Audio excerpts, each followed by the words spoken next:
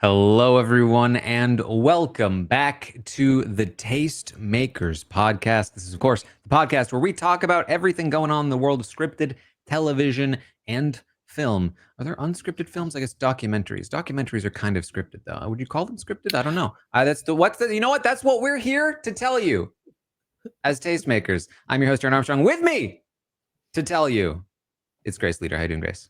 I'm doing well. Documentaries, they're probably not scripted, but I feel like there's a little bit of they fit in closer with us than other things. If I made a documentary, I would feel like I scripted it. Unless I really went in blind, filmed something, but even then I would have edited it in a way that makes me feel like I've still scripted it to some degree. But I think the way that most people look at it is that scripted means predetermining an outcome, which is probably not how people usually want to see a documentary for the most part. I think that's true. I think in the way that we know scripted TV is that the thing has a script and that people then say the things that are on the script, which is not typically how a documentary is made. But I think, it is edited, and we know edited TV. To be fair, bad, lots reality of reality show. TV is also very, in fact, I would say a decent amount of reality TV is more scripted than most documentaries. So probably true. There you go. Yep. All right. Well, we are here to talk through some news, some upcoming releases, some of the stuff that has released. I will say, just as a quick disclaimer, we are recording a little bit early this week due to scheduling. So we are perhaps not, if anything happened like on Monday, then, perhaps we've missed it. But we are going to talk through some things. The first of which is, I think, something that I think we probably saw coming for a while now. Sandman at Netflix has been canceled. This is, of course, Neil Gaiman's comic series. Go ahead. Well, yes, it is canceled, except that I feel like in a little bit of a there's a thing to that, which is I wondered whether what were they going to do with season 2, which is coming out.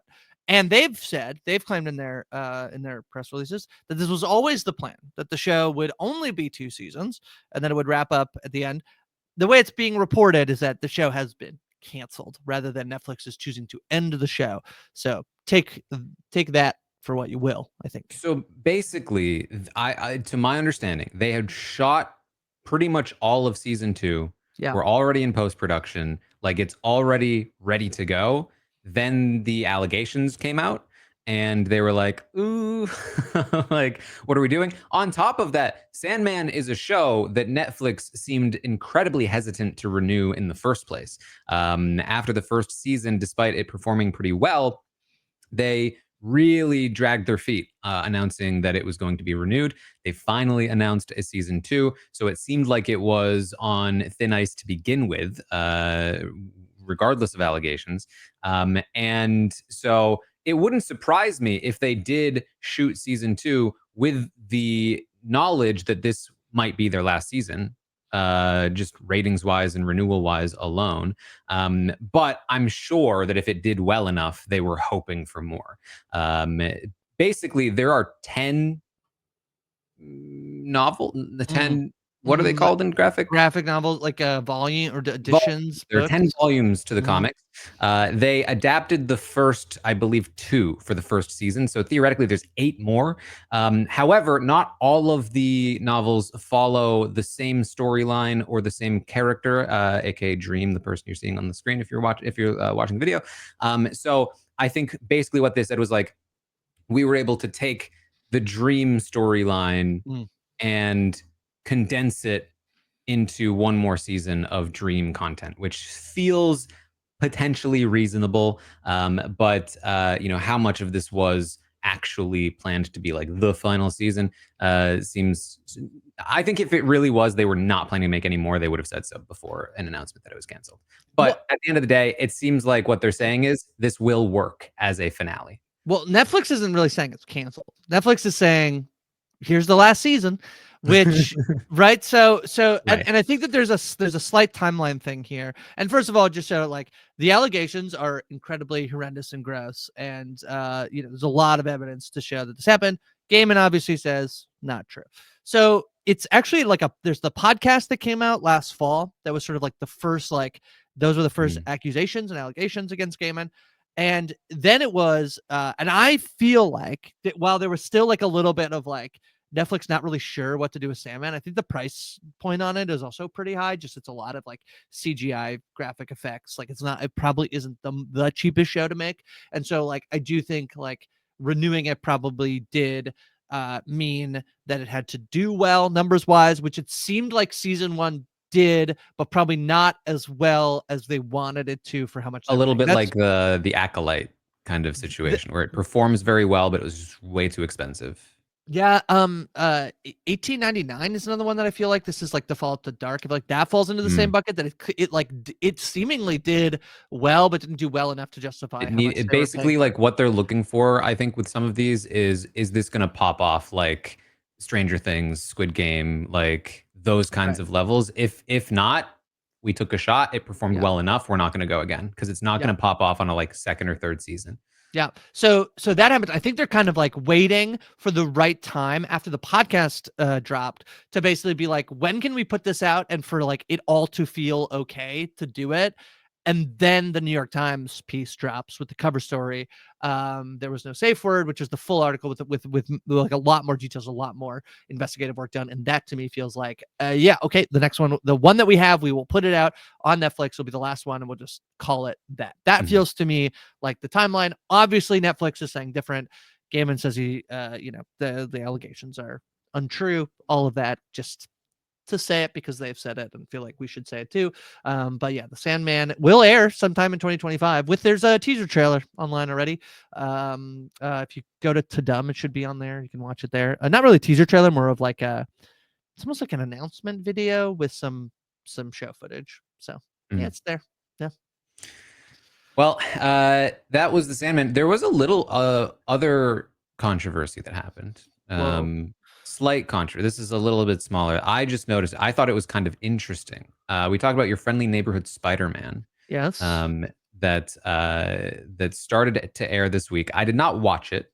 It seems like it was decently received. It's like okay kind of deal. I think people wanted to love this. I feel like, and you know what I think this is? I think this is Spider-Verse stuff of like feeling like if you're making an animated Spider-Man show, and if it's not as good as Spider-Verse, then like I feel like I was expecting a lot, and that's sort of the reception I'm feeling is that people are like, wasn't quite as good as I wanted it to be. Yeah, and like everything down to like the title of it, your friendly neighborhood Spider-Man. It's like neighborhood level. Like the vibe is clearly kind of like old school 90s cartoon aesthetic. He's not got like the full suit yet. And it reminds me a little bit of X-Men 1997 or whatever. Yeah. Where it's like going for that kind of like vibe of nostalgia. But what I thought was interesting, just we're catching up on the show, but also I saw an article about Hudson Thames, the voice of Peter Parker, being like, yeah, I was really glad that we weren't doing all that woke stuff in Spider-Man. Yeah, I saw this. Which is a wild thing to say. I know. The voice of Spider-Man. I know. I saw this as well. Yeah, I don't know. All right, bro. Fine. That's probably back in the Disney people. They're like, there has been seemingly a bit of a push of like, there was a little bit of time where it did feel like I think like Pixar was the best example of this, of like trying some other stuff and then they were like, no, pull back, like no gay characters, no, don't do that, don't do that.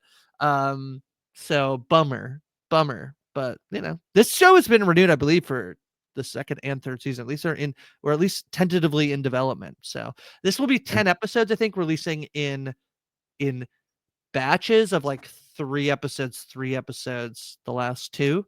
And it's officially, I think, part of like phase 5 of Marvel, whatever that means. That's the statement that I keep saying as well. So I don't know. So it's like canon, but it's animated, and I don't know. Yeah. This is what like my thing about Marvel is that once they started doing all these shows that were canon, it just got so messy. Like I don't want.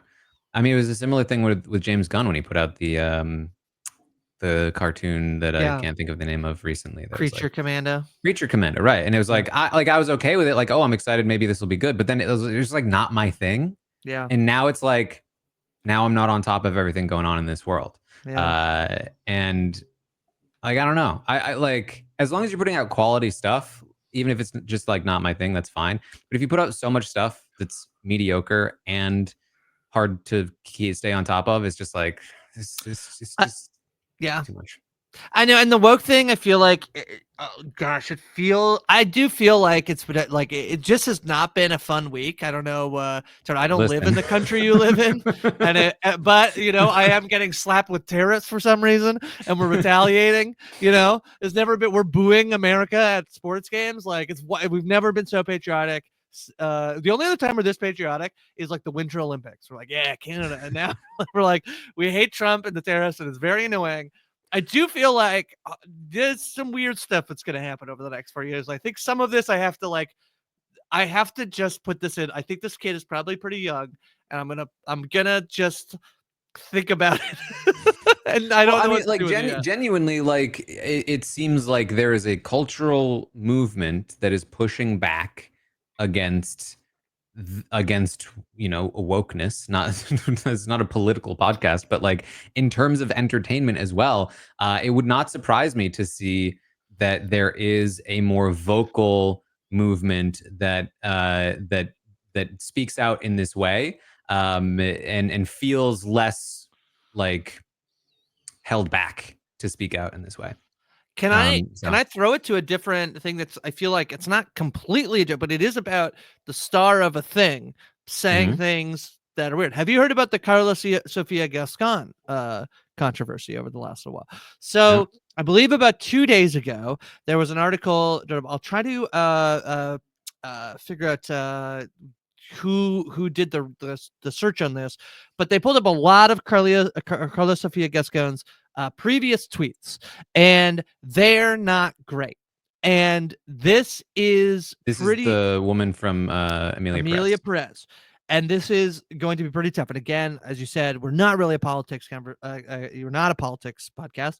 I definitely do have some strong beliefs. Wow, so let me try. Just to look at the IMDb rating for Amelia. It is tanked down to 5.8. Yeah, there's a whole thing going on with it. So I think it was like a 6.7 the last time I saw it. Okay, so here's let me start with what happened to try to loop people in. A bunch of her tweets resurfaced. They are in Spanish, so they were like translated, and they're not great. There are a variety of like, there's some anti-vaccine stuff, there is some anti-George Floyd stuff, there is a series of wokeism. There is a lot of this stuff in there. It does seem like this is like, they're from about 5 years ago. She then, in response to it, sat down for an hour-long interview that apparently was sort of like not in relation to Amelia. Nobody involved in Amelia Perez or Netflix knew she was going to sit down and do this interview. She's done it. There's a portion of the interview where she also claims that she feels like it's a lot of Fernanda Torres's and the I'm Still Here crew members who are potentially leading a lot of this stuff, I guess, in an effort.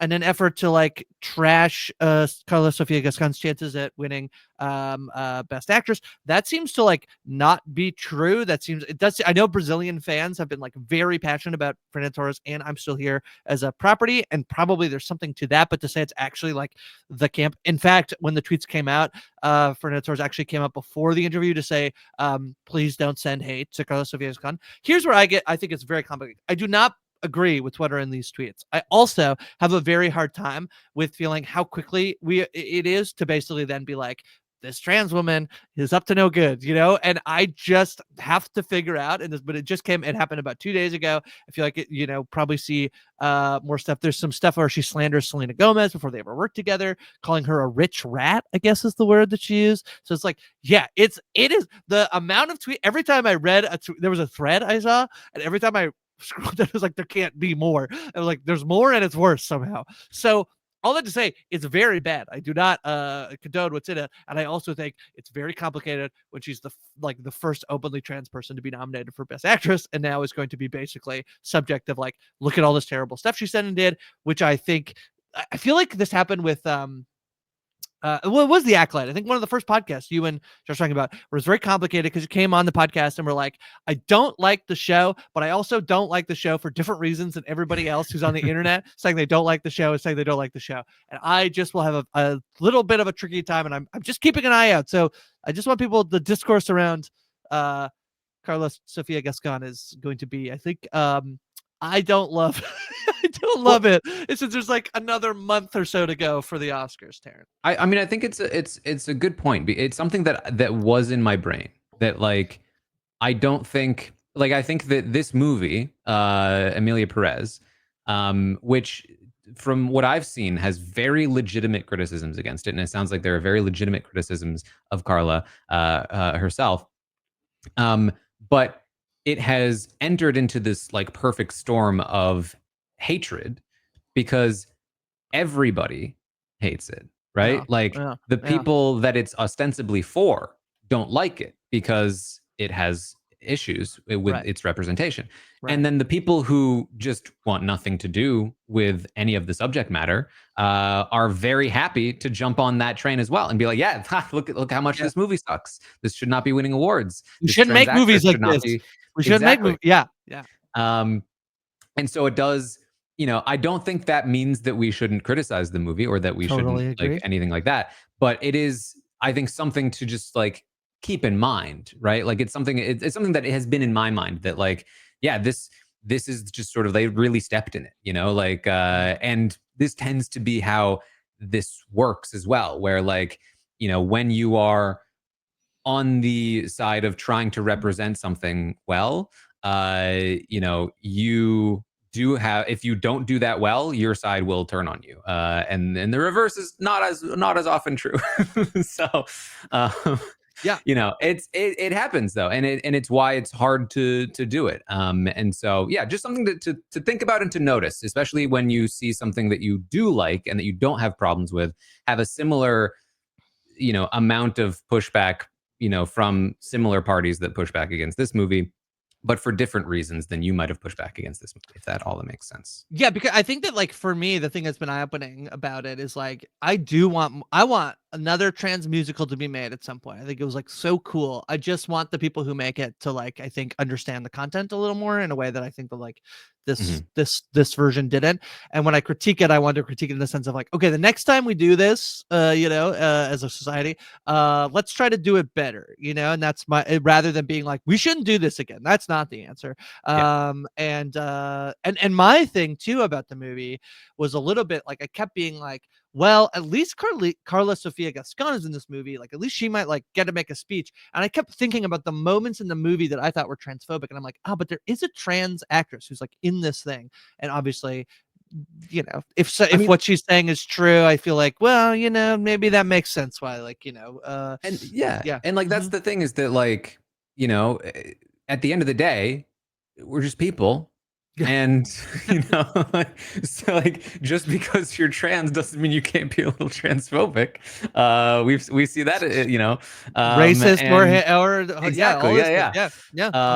So it's like, yeah, I think that the fact that there are people who want to see these things being represented are criticizing this movie is evidence of the fact that like they are not just going to blindly support anybody with a certain identity, no matter what they do. And I think that it gets more complicated than that. But like it's an interesting and complicated and upsetting at the same time sort of situation. So I guess we'll continue to see where this goes. But yeah, I mean, it seems like this is a continued downward spiral for Emilia Perez and its chances and all of that.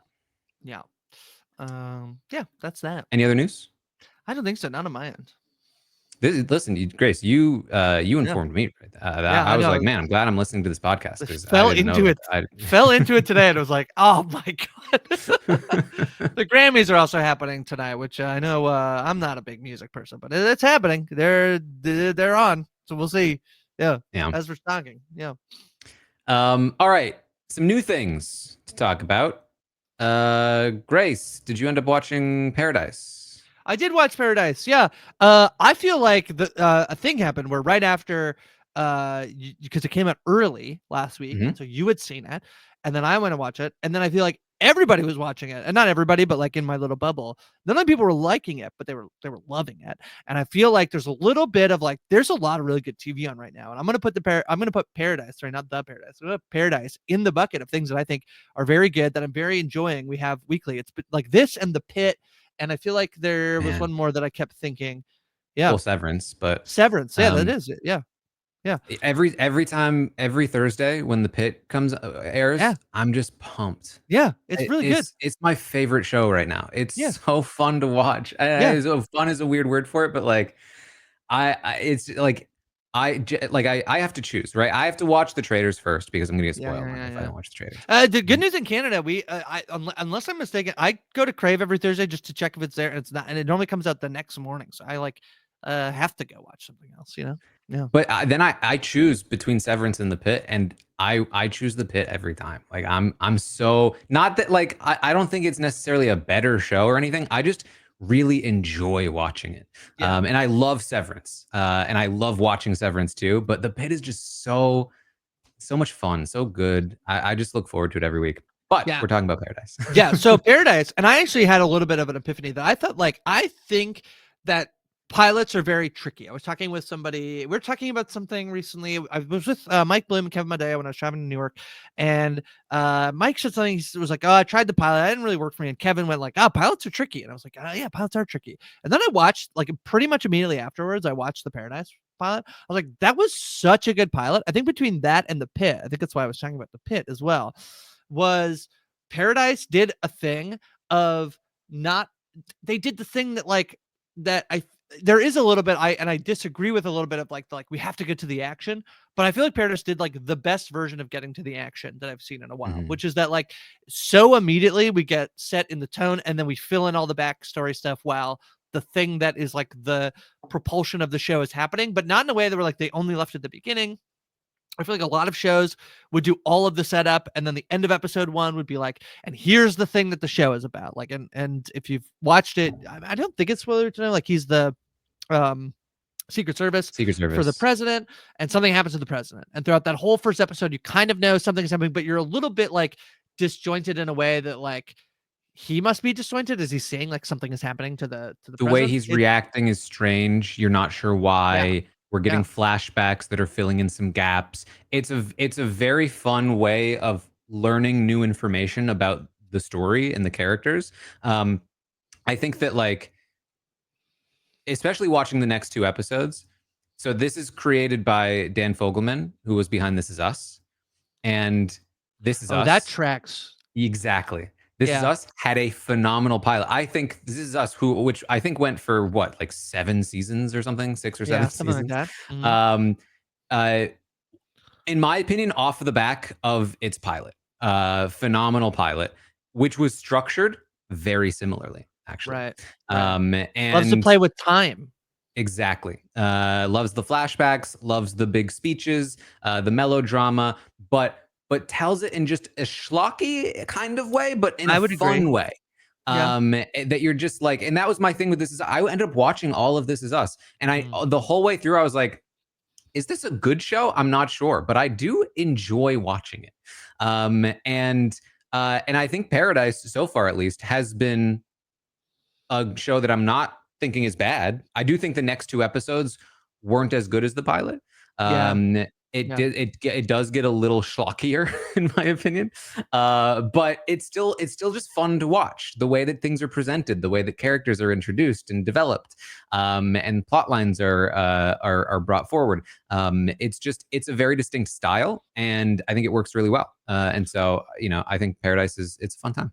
Yeah, I forgot that it was made by the This Is Us creator by Dan It Fogelman, Yeah, and the second you hear it, you're like, 1 for yeah, 1. the way the first episode works is so This Is Us, but it's a different show that is like a family drama, this It's a being different yeah, it's like it's the yeah, same style, but in a yeah. different genre, which is really interesting. It is really because you think most people, I think, go they try something. They like take a little bit of a different swing on it, but they don't go like a completely different genre. And he really does here. I think Sterling K. Brown is really good.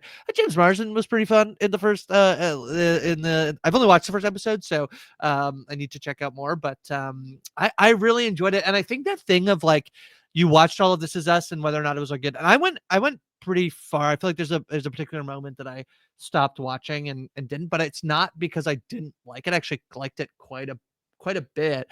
And there is something to the type of show that is filling something that's not being the greatest show I've ever watched, but is good enough to just like, throw on and be watching an episode. And I'll never feel like, I feel it almost like it has a just a high floor, where it's like it's just going to be made in a way that will be like easy to watch. I don't have to like try too hard to like figure out all the stuff that's going on. I can just watch it and feel pretty good about it. I feel like that's what This Is Us did. Yeah, I think the thing about This Is Us is that the pilot was phenomenal, and you would occasionally get glimpses of that again.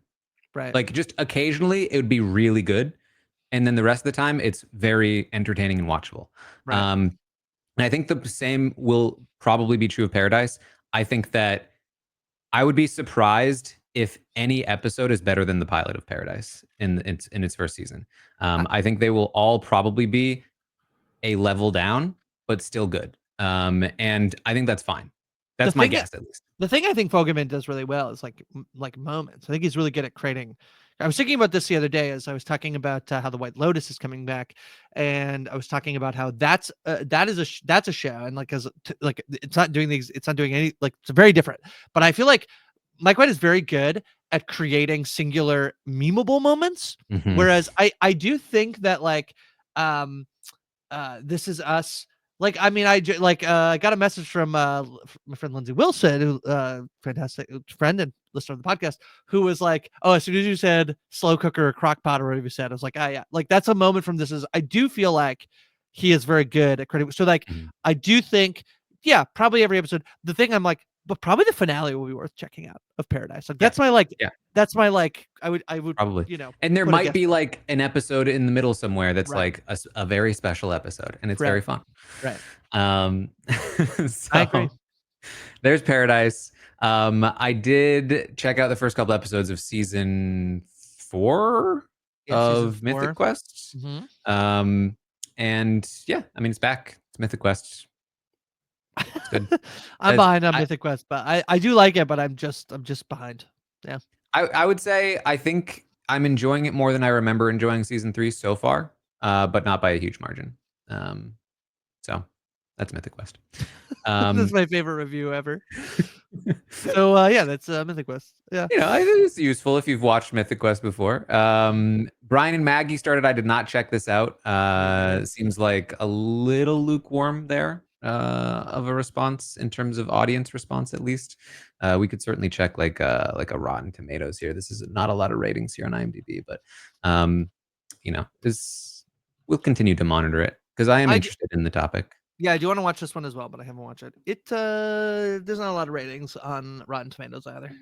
It does have 100% critic score, but I don't think that's many reviews. So, I meant to check out at least the first season of The Recruit just to get a sense of it, to like compare it to Night Agent and Prime Target. But I did not end up getting to it in time.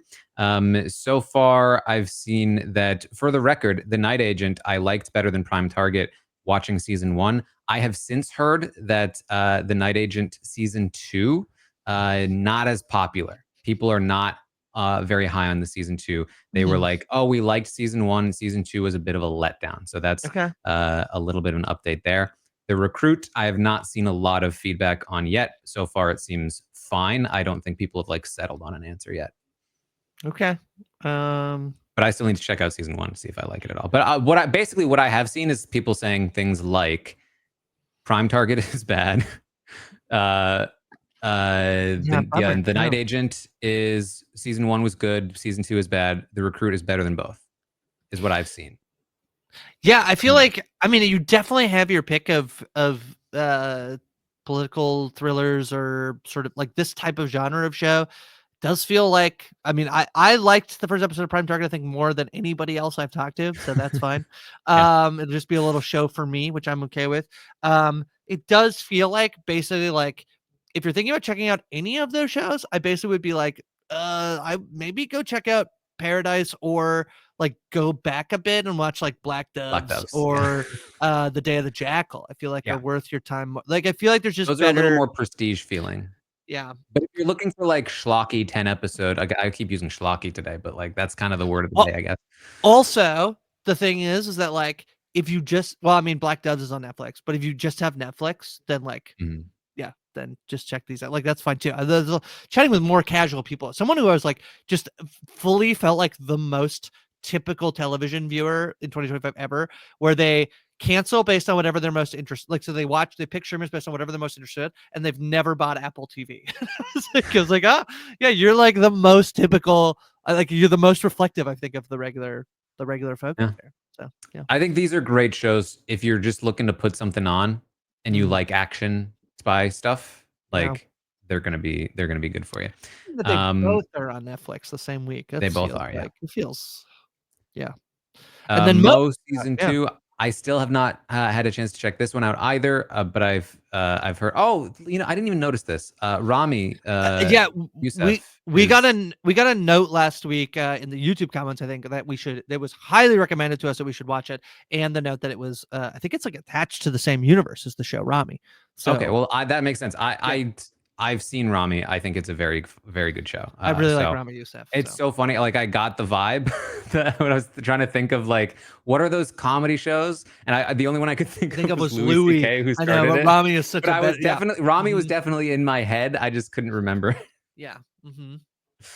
So yeah, I'm definitely I haven't seen anything bad about season 2 so far. But again, it's still fairly fresh. I think, you know, when they drop all the episodes at once over on Netflix, it's like it's been out for a couple of days at time of recording, so it's hard to get a good sense of how much people liked it. Yeah. And I've been doing a little bit. I feel like I'm so behind on something, but I was doing 2 major binge for things that are coming out soon, which I'll talk about in a bit. I did go to the theater this weekend, and if you'll allow me, yes. I did go. Unless you want to do School Spirits first. Well, I was just gonna. There are 2 more shows that we mentioned last week that I did not watch, but I just wanted to give a quick update on School Spirits season 2. You know, seems also fine. People, I feel like there's a little bit of a group of people who like were really high on the show and really like it. I mean, it's back for a season 2, which was kind of. In fact, actually, yeah, I say fine. I'm seeing season 2 maybe better than season 1. I've heard that too. I feel like did I remember that like I feel like people really liked episode 1 of season 2. Is it coming out weekly, or it all dropped? I think it's coming out weekly. Looks like it's a couple episodes dropped. Yeah, that would make sense as well. Anyway, I feel like there are people who are really high on this. It makes me want to check it out. So, yeah. And then the other one was Miss Austen, which is this is like a British show, so like it's really hard to get a sense of whether people like British shows early on. So we'll keep tracking this one as well. Okay. All right, Grace. I went to go see the best movie of the weekend, Dogman. No, I didn't go see Dogman. Dogman did win the weekend, but I saw Companion, and I really like Companion. And I am going to say that I really liked Companion, and I'm also going to say, just taper your expectations when you go to see it. I had no expectations for this, and I loved it. So I just want people, and I also do think there is a way in which some of this movie might be. I can feel like when I look at my Letterboxd reviews, I can see the people who rated it really high, and I put them in a bucket of like, these people like the things I like, as opposed to like, I don't know that everybody's going to give it like as high of a score that I gave it to, but I think Sophie Thatcher's very fun in it. It was just fun. It was really fun.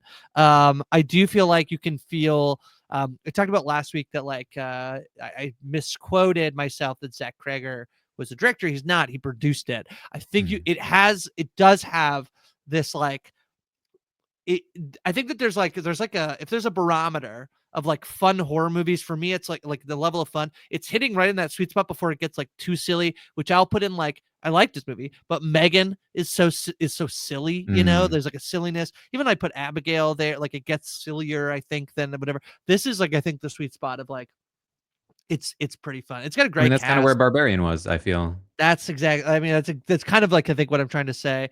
Mhm. But again, just like I really want to taper expectations in terms of like I knew nothing about this movie other than Sophie Thatcher and Jack Quaid. Did I say McQuaid? It's just Quaid. Jack Quaid is in it. Harvey Guillen from What We Do in the Shadows is in it as well, and Lucas Gage. You might have seen in White Lotus. He's also went viral for being the guy who they make this. Do you know this? Where they were like, they thought they were on mute. And they're like, "Oh man, this poor kid's apartment is so poor." And then he's like, "Sorry, I can hear you." And yes, give me the job. That's how poor I am. Please don't worry about it. Don't worry that you made fun of my apartment. That's Lucas Gage. So yeah, very charming. Yeah, it strikes me as the kind of movie that's like, I mean, it's, I guess not. It's not. I don't see horror on the genre list here, but it's in that vein, and probably pretty watchable. But it's like it will either hit for you and you'll really like it, or you'll just be like, oh, it was pretty good. I really thought it was horror, but it's listed as a thriller. So yeah. Okay. Anything else? That's about it for me. I mean, in terms of what I watch, if we want to segue into what's coming, I can give a very strong recommendation for a show that's going to come out, I believe, on February 6th. The show is Apple Cider Vinegar. Can we briefly put a pause on that? There's one more thing that especially now, already aired, and that I missed last week. I actually saw it and was like, I'm not gonna. It's an Adult Swim cartoon. I was like, I could talk about this, but like I don't really know much about it.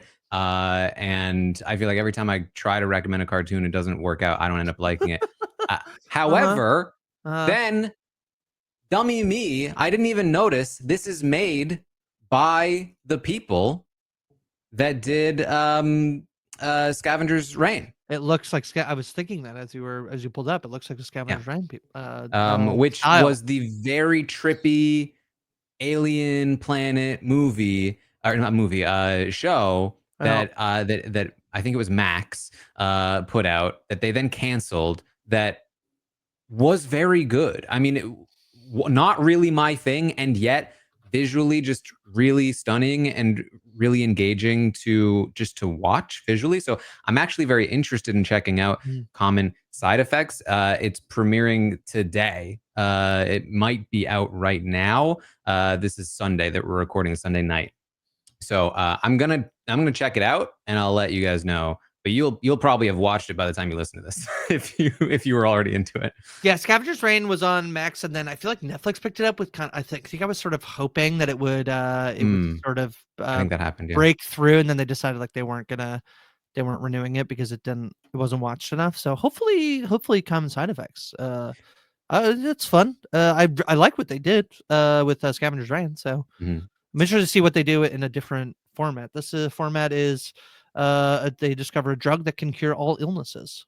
So that feels like people would be very mad about that. All right, well, let's get back to, because this is a big recommendation. We have some small recommendations. We have medium recommendations. Yeah. For Grace, I don't want to speak for you. I think this is a big recommendation. Pay attention to this one.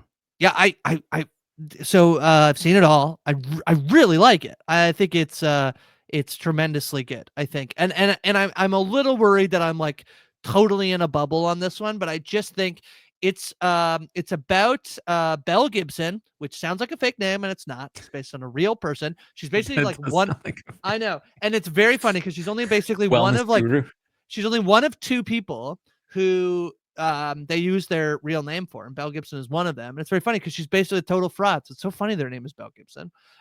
She claimed that she had brain cancer and that she cured it through healthy eating and wellness.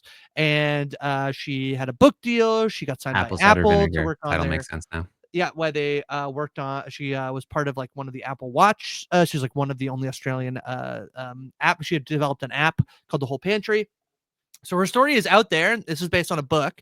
And I just think it's really good. And I don't want to say too much because I think that the show I think once people watch, I think we could come back in a bit, Taran, and like once you've seen it, I think we could talk in a little more depth, because I want to sort of like the only thing I will say, I think it's exceptionally well told, and the choices they make to make this story come to life, I think, are incredibly interesting and compelling in a way that I feel like I gave it a little bit of like a baby reindeer thing, and not that they're the same topic, they're not this, but it does feel like, and Baby Reindeer has a thing of like Richard, that was his story and he was telling it, but I do feel like the way they go to tell this story feels like, I feel like it makes sense to me that Netflix picked up the show basically.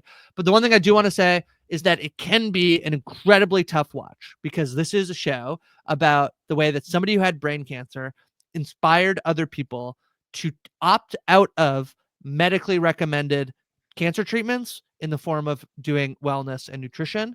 And basically every aspect of that gets explored, and it can be pretty tough sometimes. So I'm just going to give the big, content warning of that piece. But I think it's pretty powerful. And I think it's really good.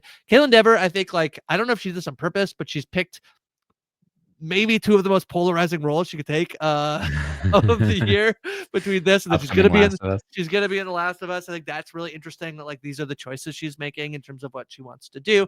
I think those are they're very different, obviously, like in terms of this and what that will be. But yeah. This is 6 episodes. 6 episodes. They're about an hour each. So okay. I will say, like, it does air on the long side, but I just think it's really good. It's Australian. And the other thing that's interesting is I think this is Seesaw Productions, but it's a sub group of that called Picking Scabs. This is their very first show. Samantha Strauss has written a bunch of, she's an award-winning Australian writer.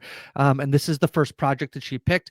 The idea behind Picking Scabs basically being like going at something and wanting to, like, really get into it and die, the name is so gross, but it's perfect for this. So I do recommend this. Like, people should check it out. I'm worried I'm like setting super high expectations, but we'll live with it. That's what we do on the Tastemakers, I think. I mean, it was the top of my list prior to even hearing from you about how you'd already watched it. I thought it was very good. So, yeah.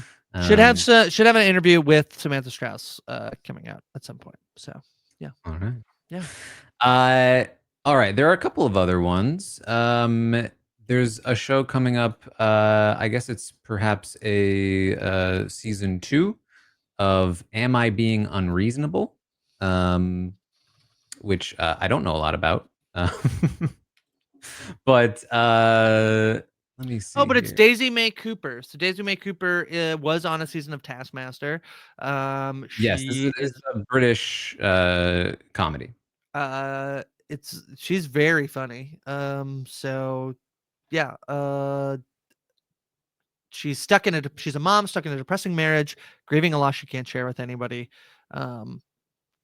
This is the season 2 is coming out again. Also short run. Like, first episode was 6 episodes. I'll check this out. I'm excited by this. Yeah. And then there's a show called Clean Slate, which is a comedy coming out. This one is on Amazon, I believe. The runtime is 42 minutes on the comedy. Okay, so it's not like a half-hour comedy. It's probably more of a, like, the poster gives like half-hour comedy, but yeah. So this is Norman Lear, who's known for the Jeffersons, All in the Family, Maude. Like, he's a pretty classic prolific writer, and yeah, he's so Laverne Cox and George Wallace star in this, and from what the little I know of it, I do believe, like, Laverne Cox is trans. I believe she does play she's like a trans woman in the show, obviously, but I don't, from what I've seen, it's not like like, it's a comedy, it's not a drama, it's not, I think, supposed to be like but they are estranged, I think. Like, they haven't seen each other, so she returns home, the idea being like, I'm coming home clean slate. So I do feel like there's a lot of there's some promise in that, I think, in terms of like a comedy setup of like the father with his trans daughter and her coming home. So yeah, I believe he's like, he runs a car wash business, and she moves back in with him. So yeah, we'll see. Yeah. I mentioned Apple Cider Vinegar top of my list in terms of things I had not seen. However, in terms of things I have seen, season 3 of Invincible is coming out this week. And this is a cartoon that I would recommend. I think this is a phenomenal show. Now, I say that I'm not 100% caught up. So I'm a little bit behind on Invincible, but the reason I'm behind on Invincible is because I love it so much. I didn't want to like not savor it. I really think this is a phenomenal show. It's my thing. It is very violent. And definitely like I think plays into the trope of superheroes and comics in a way that I'm not even like the biggest superhero and comics guy, but I really love the way it plays with tropes and subverts them, not in like the annoying Dan D&D Game of Thrones way that they came to be known for, but in a very clever way. I think it's the structure of this show is so clever in so many different ways. And I honestly couldn't recommend it enough. If it's your thing, if you watch the first episode and you're not interested by the end of it, then it's probably not your thing. That's chill. But if it hits you, I think it really hits you, and I'm excited for season 3. Yeah, I've heard just nothing but good things about Invincible, and I just haven't checked it out. And I do think like the timing on this doesn't quite work, I think, because I was trying to look at like where I kind of fell off with like Marvel television show stuff. And I think I'm like a little after this, but maybe there was already a little bit of like me feeling it, but like at least doing the Marvel stuff. So the first season of this comes out in March of 2021. And That it's on does and it's on Amazon. That does feel to me probably a little bit like I probably was in superhero fatigue for like anything, and then it being animated. And I do feel like this is just a show that like, and then I'm worried like I probably should just watch it because the more I keep not watching it, the more I'm like more of it comes out and then I haven't watched it. Yeah. So I probably should just do it at some point. I think I was the same way. I came to it late. I didn't watch it when it originally aired, which is part of why I'm behind. I would say if you are like me in a similar spot where you're like Disney Plus shows, Marvel, all this stuff is just so mediocre. I'm kind of like it's just not landing for me. Also, this is a cartoon, and I feel like hit rate on cartoons for me are pretty low. And so I was like, not the most excited about it in the world, but I kept hearing such great things. I had to check it out. It definitely works for me, which tells me that I think it will probably surprise you if you have expectations going in, whether that's in a good way or a way that you're like, well, sure, that's surprising, but I still don't care kind of way. Who knows? But it's very, very good. And it's got a phenomenal cast. Stephen Yeun, J.K. Simmons, and Sandra Oh, Gillian Jacobs, like it's Jason. Yeah, there's just like phenomenal cast, voice actors, and just really, really fun. I think what I've heard, and like I said, I have not fully caught up. I've heard season 2 was not as good as season 1, so the hope is that season 3 is a bit of a return to form. But I can't speak to that personally. Did you see how they're releasing this? So season 1, they released them it was like 3 episodes and weekly, but then season 2 and there's a special in there as well, but they released season 2 in batches. They did batch 1 in November and then batch 2 in March. Do you know if they're releasing? Looks to me like they're going to do 3 episodes at first and then weekly from there, and it will be an 8 episode season. Okay, so that's so weird. They did season 2 completely differently. So it was kind of going back to the format they did in season 1. I think it was a strange. I think that was part of what people were frustrated about with season 2 is the airing schedule was very strange. Yeah, it had a mid-season finale. So in November 4 of 2023, they paused after 4 episodes, and then they picked back up in March of 2024 to do the next 4 episodes, and they did that all weekly. So people were not pleased about that. I wonder, when did the writer's strike end? Before that, anyway, interesting. Yeah. So very excited about that one as well. One final show, just to potentially look at. Is it this one? Yeah, it's. Hold on. Sometimes when it's a show like this, it's Marie Antoinette is airing. But Second there's too season. many different versions of it. So I'm not sure I've hit the right one. Yes, Yeah. I believe this is the right one. Yeah, Season that is the 2 right will one. be airing in February. Somewhat soon. The air date on this one is a little off. This is produced in France, I believe.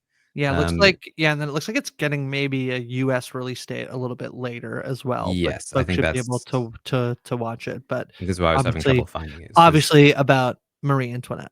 So, yeah. So I don't know. It might be your thing. I probably won't watch it myself, but it's like if you like this sort of period drama, and you like the Marie Antoinette kind of story, I've heard it's pretty good. Yeah, I think this one is drama. I feel like we've had a few of these, and there's been a few different versions, not about Marie Antoinette, but you had like the Great, and you have the Empress on Netflix. The Empress is like German, and it's more drama than comedy, but the Great is more comedy. This seems to be on the serious side.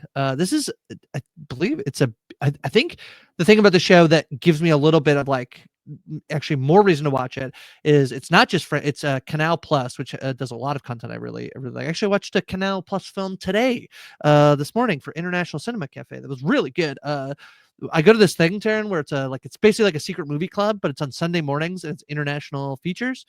And I watched Ghost Trail, and the movies are like the premise is like come for breakfast, and then so you get like a continental breakfast, and it was about a man who's tracking he's a Syrian refugee and he's tracking his torturer in France. It was pretty dark to watch at like 10:30 in the morning. But alas, it was really good, but it's pretty dark. Canal Plus produced that. They co-produced Marie Antoinette with BBC. So BBC being involved too makes me feel like I'd be more likely to check It's probably it out. why there's an American release date. Yeah. For a French show. Yeah. Okay, Marie Antoinette. Everything. I have some movies. There's a couple movies coming out this week.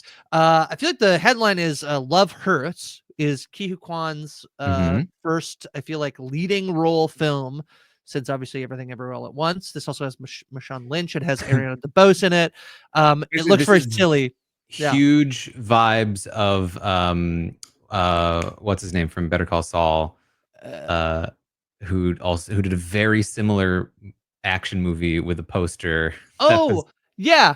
There's like one where he's getting like Bob punched in the Odenkirk. face. Bob Odenkirk. I can't remember what that movie is called. Yeah, like it's he guy came like in, like after Better Call Saul ended, he was like, no, it's called Nobody. Nobody. Yeah. And like, that looks similar. Similar, just kind of like older gentleman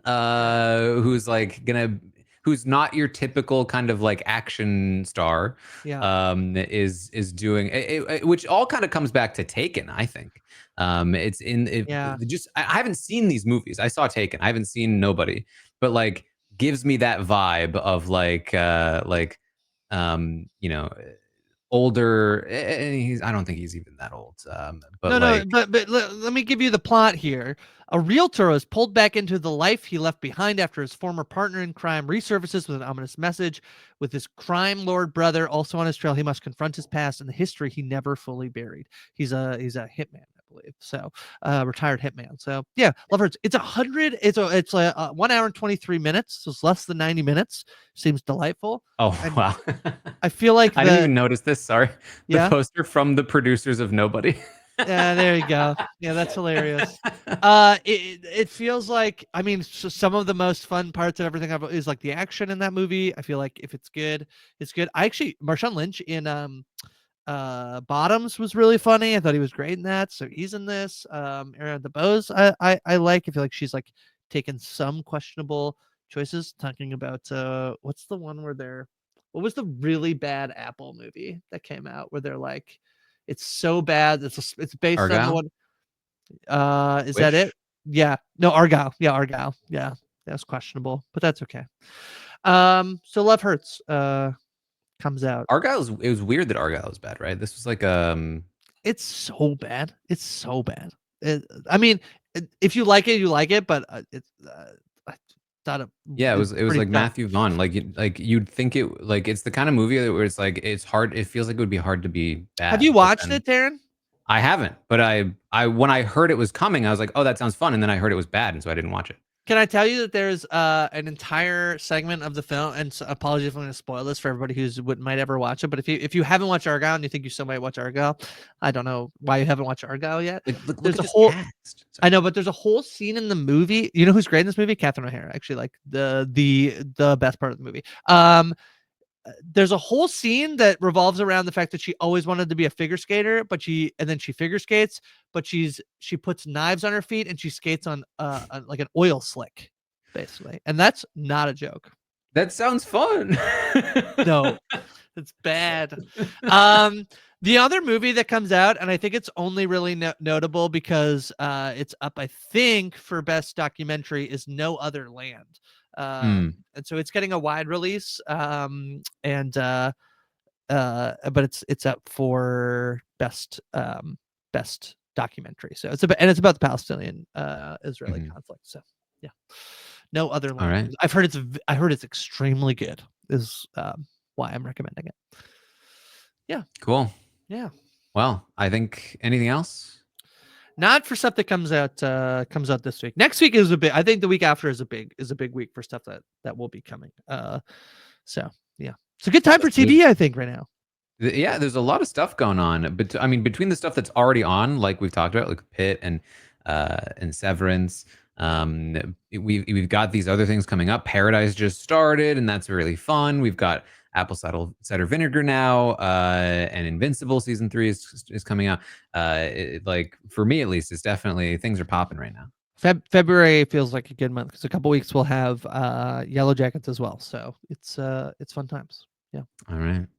Well, thank you all so much for joining us here this week on the Tastemakers. Apologies for the early recording session, but I don't think we missed out on too much this week. We'll be back next week to talk through everything else. We'll catch up on some of the stuff that we talked about here, let you know what we think of it, and then let you know what else is coming up. I feel like, listen, there's a lot to stay on top of, and that is what we're here for, and so that not only all of the things coming out, but all of the drama apparently associated with it. Yeah. What are you gonna do? All right. So make sure you're subscribed. We know Scripted TV. If you want to watch the video version, we have visuals of everything we're talking about. I know it can be a little hard to follow, especially if you don't have the visuals. So I'd recommend the YouTube version if that is you and you have a hard time keeping track of all the things we talk about. But I think I think it's fun. It's a fun time. It's fun. Yeah. All right. So thank you again for joining us. We'll be back next week, and we will see all of you